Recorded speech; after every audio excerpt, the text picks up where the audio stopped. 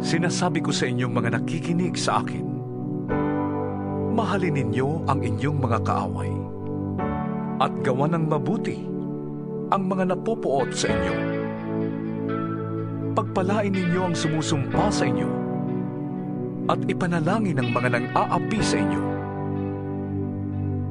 Kapag sinampal ka sa isang pisngi, iharap mo rin ang kabila. Kapag inagaw ang iyong balabal, huwag mong ipagkait ang iyong barong.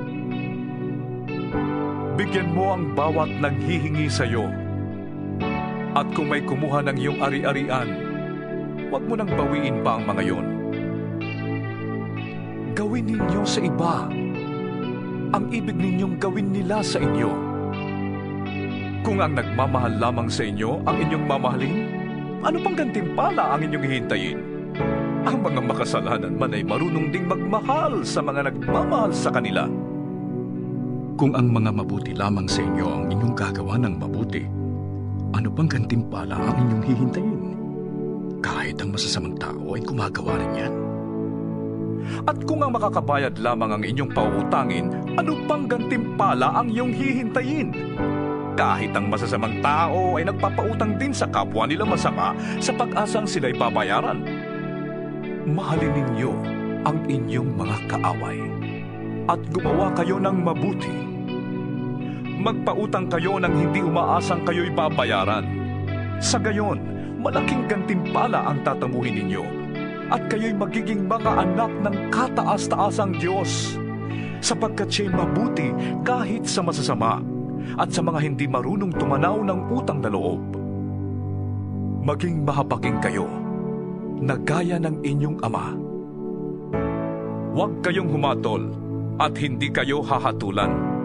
Huwag kayong magparusa at hindi kayo parurusahan ng Diyos. Patawarin ninyo ang inyong kapwa at kayo patatawarin din ng Diyos. Magbigay kayo at kayo bibigyan ng Diyos. Hustong takal, siksik, liglig at umaapaw pa ang ibibigay sa inyo. Sapagkat ang panukat na ginagamit ninyo sa iba ay siya ring gagamitin ng Diyos sa inyo. Maaari kayang mag-akay ang bulag ng kapwa bulag. Pareho silang mahuhulog sa hukay kapag ginawa nila ang ganon. Walang alagad na nakakahigit sa kanyang guro. Ngunit kapag lubusang naturuan, ang alagad ay makakatulad ng kanyang guro. Bakit mo napapansin ang puwing ng iyong kapatid? Ngunit hindi mo nakikita ang troso sa iyong mata.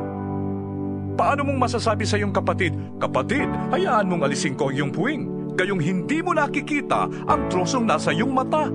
Mapagkunwari. Alisin mo muna ang troso sa iyong mata nang makakita kang mabuti. Sa gayon, maalis mo na ang puwing ng iyong kapatid.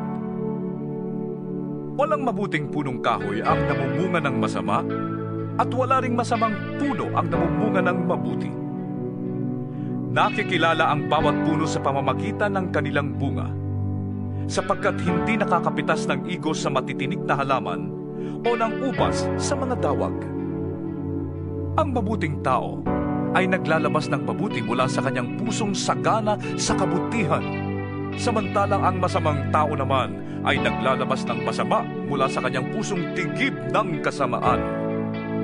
Sapagkat kung ano ang nag-uumapaw sa puso, ay siyang sinasabi ng labi.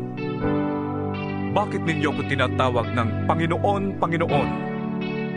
Gayong hindi naman ninyo tinutupad ang sinasabi ko. Sasabihin ko sa inyo kung ano ang katulad ng taong lumalapit sa akin, nakikinig ng aking mga salita, at nagsasagawa ng mga ito.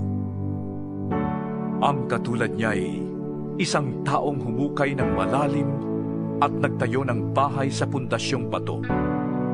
Nang bumaha at bumugso ang tubig sa bahay na yon, hindi na tinag ang bahay na itinayo, sapagkat matibay ang pagkakatayo nito. Ngunit ang nakikinig naman ng aking mga salita at hindi tumutupad nito ay katulad ng isang taong nagtayo ng bahay ng walang pundasyon. Nang bumaha at bumugso ang tubig sa bahay na yon, ito ay kaagad bumagsak at lubusang nawasak.